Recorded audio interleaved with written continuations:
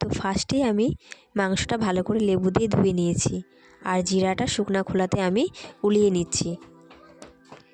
এখানে আলু আর পেঁয়াজ কেটে নিয়েছি, আর এই মশলাগুলোকে পেস্ট করে নেব। তেল গরম হয়ে গিয়েছে, তেলে আমি আলুগুলো এক এক করে ছেড়ে দেব।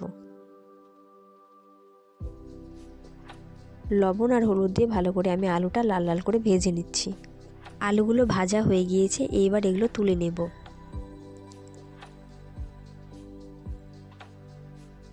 ওই তেলেই আমি একটা শুকনো লঙ্কা, দুটো তেজপাতা, কিছু গরম মশলা আর কিছু জিরে আমি ফোড়ন দিয়ে দেব।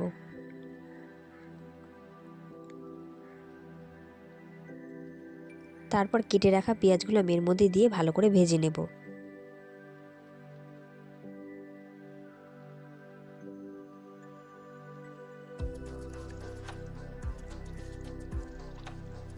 পেঁয়াজগুলো হালকা লাল লাল করে ভেজে নিয়েছি। এবার পেস্ট করে রাখা মশলাটা আমি এর মধ্যে দিয়ে দিলাম, আর ওটাতে একটু জল নিয়ে ওর মধ্যে দিয়ে মশলাটা আমি আস্তে আস্তে লবণ আর হলুদ দিয়ে ভালো করে কষিয়ে নেব।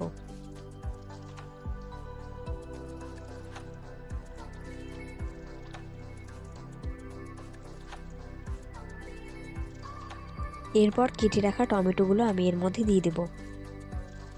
তারপর অল্প আঁচে আমি মশলাটা ভালো করে কষিয়ে নেব যতক্ষণ না তেল ছাড়ছে।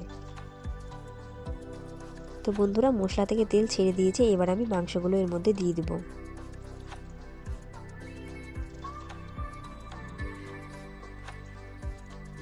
মাংসটা অল্প আঁচে ঢেকে ঢেকে ভালো করে কষিয়ে নেব।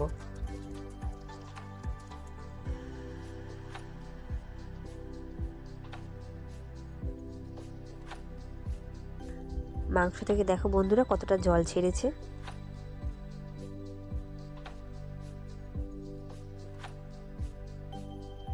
আবার আমি মাংসটা ঢেকে দেব, তারপর ভালো করে আরও কষিয়ে নেব।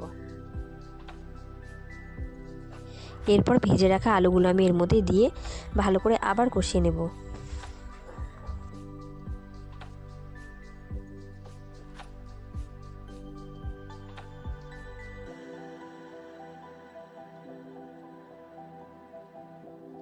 তো দেখো বন্ধুরা, মাংসটা আমার ভালো করে কষানো হয়ে গিয়েছে। মাংসটা প্রায় সিদ্ধ হয়ে গিয়েছে। এবার গরম করে রাখা জলটা আমি দিয়ে ভালো করে মাংসটা ফুটিয়ে নেব।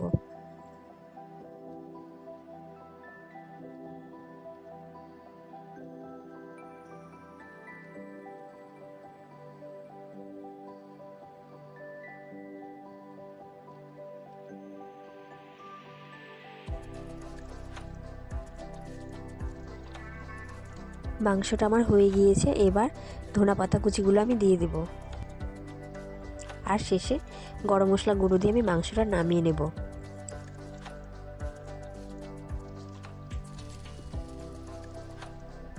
খিচুড়িতে আমি কোনো শুকনো লঙ্কার গুঁড়ো ব্যবহার করিনি, আর বেশি তেলও ব্যবহার করিনি। ওই আলু ভাজার তেলটাতে আমি সম্পূর্ণ রান্নাটা করলাম। আর এই রান্নাটি সম্পূর্ণ কাঁচা লঙ্কার, কোনো শুকনো লঙ্কা আমি ব্যবহার করিনি, শুধু একটা লঙ্কা আমি চিড়ে ফোড়ন দিয়েছিলাম। তো আমার মাংস রান্না হয়ে গিয়েছে বন্ধুরা। কেমন হয়েছে অবশ্যই আপনারা কমেন্টে জানাবেন। ভালো থাকবেন, সুস্থ থাকবেন। দেখা হচ্ছে আরেকটি নেক্সট ভিডিওতে।